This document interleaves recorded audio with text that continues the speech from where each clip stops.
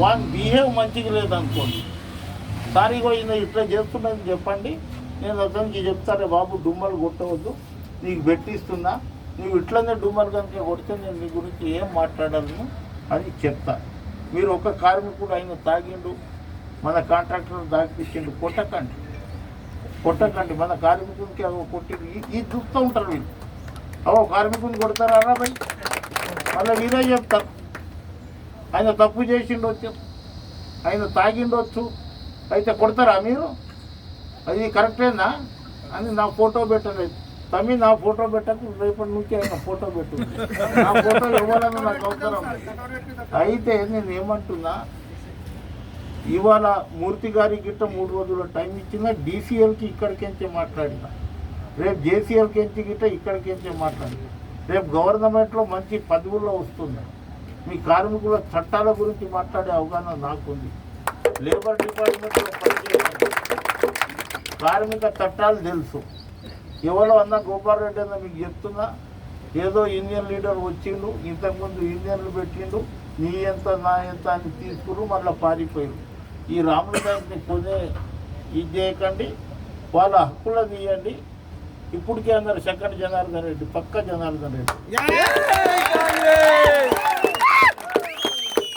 నేను జనార్దన్ రెడ్డి శిశువుని, ఆయన దగ్గర రోజు 8 గంటలు పనిచేసేటోళ్ళు. ఒక మంచి దగ్గర పోతే మంచి గుణాలు ఉంటాయి, ఒక తాగుబోతుని ఏమడి తాగితే తాగుబోతులు అవుతాయి. ఒక్కడ మంచి చదువుకున్నాడు ఉండడంతో మంచి ఇది అవుతుంది. మంచి వర్కర్, స్కిల్డ్ వర్కర్ ఉండడంతో ఆయన చేతి కింద పనిచేస్తే 10 నెరుచుకుంటాం.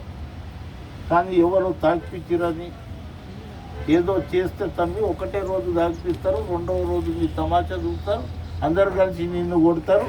నీ పరువు పోయిన తర్వాత నువ్వు ఎందుకు తాగినా ఏమవుతుంది, అది మనం అందరం ఇది చేసుకోవాలి. ఇప్పుడు మీ యూనిటీ వస్తుంది. నేనే మీ అన్నగా మాట్లాడుతున్న ఇక్కడ ఏ మీటింగ్ చెప్తాలే, యూనిటీ వస్తుంది. ఒకళ్ళకొకరు మాత్రం ఒక్క సమస్య కాదు కదా. ఎంతమంది 15-20 సంవత్సరాల నుంచి పనిచేస్తున్నారో, కాంట్రాక్ట్ ఉంటే 6 నెలల్లో తీసేయాలి కదా. కాంట్రాక్ట్ అనేది ఒక గోడ కట్టినాం, ఒక బిల్డింగ్ కట్టినాం, ఈ కంపెనీ కట్టినాం, మొత్తం ఎరెక్షన్ చేసినాం, అన్నీ చేసి నీకు ఇచ్చి హ్యాండ్ ఓవర్ చేసి వెళ్ళిపోయినాడు కాంట్రాక్టర్.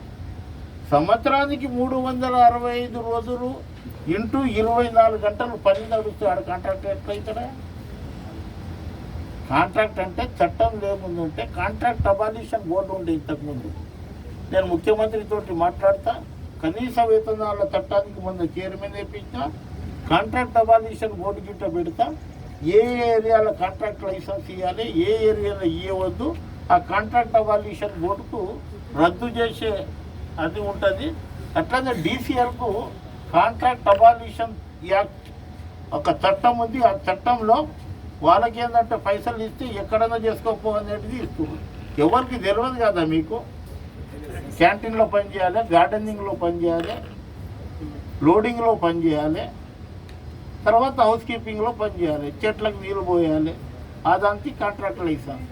కానీ నువ్వు ఫిల్టర్కి కాంట్రాక్ట్ లైసెన్స్ ఇచ్చేసినావు, నీవు ప్రొడక్షన్ చేసినకి కాంట్రాక్ట్ లైసెన్స్ ఇచ్చినావు, కెమికల్లో పనిచేసేటోది ఆయన కాంట్రాక్ట్ లైసెన్స్ ఇచ్చేసినావు, అది కుదరది, కాంట్రాక్ట్ కిందికి రారు. మీరు పేసిలి పద్ధతి చట్టంలో ఉంది. రేపటి నుంచి వచ్చే పేమెంట్ రోజు పే స్లిప్లు ఉండాలి. ఇది డిమాండ్ కాదు, అది వాళ్ళ హక్కు.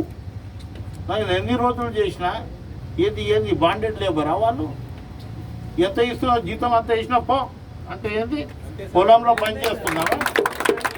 నా పిఎఫ్ కట్ అవుతుంది, నా ఈఎస్ఐ కట్ అవుతుంది, నా ఈఎస్ఐ ఎంత పర్సంటేజ్ కట్ అయింది, నా పిఎఫ్లో ఎంత పర్సంటేజ్ కట్ అయింది, నా ఈపీఎఫ్ నెంబర్ ఎంత, నా పిఎఫ్ నెంబర్ ఎంత, మీకు ఎప్పుడన్నా స్లిప్పులు వచ్చినాయి? పిఎఫ్ 20 సంవత్సరాల నుంచి రాలేదు.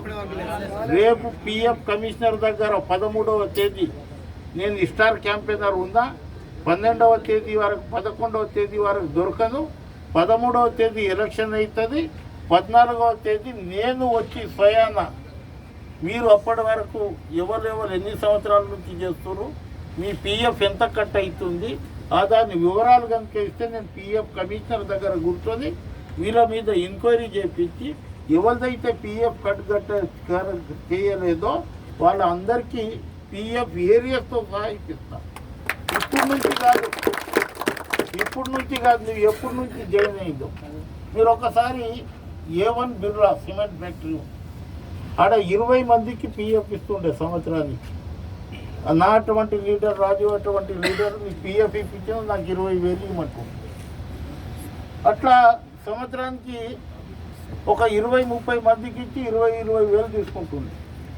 ఒక్కటేసారి 3,000 మందికి ఒక్కటే రోజు ఆ డేట్ ఎప్పటి నుంచి జాయిన్ అయిందో అప్పటి నుంచి ఒక్కొక్కరికి ₹1,00,000 ఏరియాస్ వచ్చింది. ఆ ఏరియాస్ ఉంటే అందులో జమ చేస్తున్నాం. దాదాపు 3 కోట్ల రూపాయల బ్యాగ్ తీసుకొచ్చారు నా దగ్గర. ఆ పైసలు తీసుకోపో, కార్మికులకు ఏదో వస్తే అది ఇవ్వన్నా ఇవాళ మీరు పోయి అడగండి. నేను ఇక్కడికించే మీకు కిరాయి ఇస్తా. మీరు ఆదిలాబాద్ పోండి. A1 అంటే బెల్లంపల్లి దగ్గర ఉంది సిమెంట్ ఫ్యాక్టరీ. రాములన్న ఎటువంటి అంటే మా దేవుడు అంటారు కానీ దయ్యం అందరు. నేను ఈ జిల్లా వాల్సిన భయ్, నేను ఇక్కడ పుట్టిన మెదక్ జిల్లాని. నేను మారుమూల ప్రాంతం నా నారాయణ. పౌరుషం ఉంటుంది. మాట ఇస్తే పాదం ఇస్తాం. ఏమన్నా అన్యాయం చేస్తే తీస్తాం, తాట తీస్తాం, ప్రాణం తీయం. మనకు ఆంధ్ర తెలంగాణ వ్యత్యాసం లేదండి. శ్రీకాకుళం